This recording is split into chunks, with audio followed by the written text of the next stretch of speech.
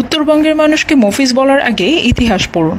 গাইবান্ধা জেলার প্রত্যন্ত এক গ্রামের স্বল্প শিক্ষিত অত্যন্ত সৎ ড্রাইভার ছিলেন মফিজ। তার শেষ জীবনের সঞ্চয় এবং বাবার দেওয়া সামান্য জমি বিক্রয় করে ঢাকা রুটের একটি পুরাতন বাস ক্রয় করে ঢাকা গাইবান্ধা রুটে বাসটি চালু করলেন। গরিব দরদি মফিজ সাহেব দিনমজুর লোকদের স্বল্প ভাড়ায় ঢাকায় নিয়ে যেতেন।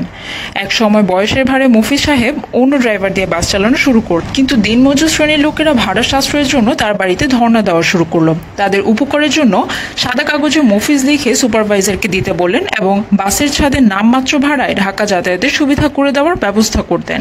বাসের সুপারভাইজার মফিজ স্বাক্ষরযুক্ত কাগজ সংগ্রহ করে কম ভাড়া আদায় করতেন।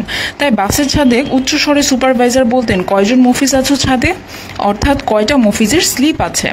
আর এভাবে গরিবের উপকারী বন্ধু মফিজ শব্দটি চালু হয়। কিন্তু বুকে হাত দিয়ে বলেন তো, মফিজ হওয়ার যোগ্যতা কি আপনার আমার আছে?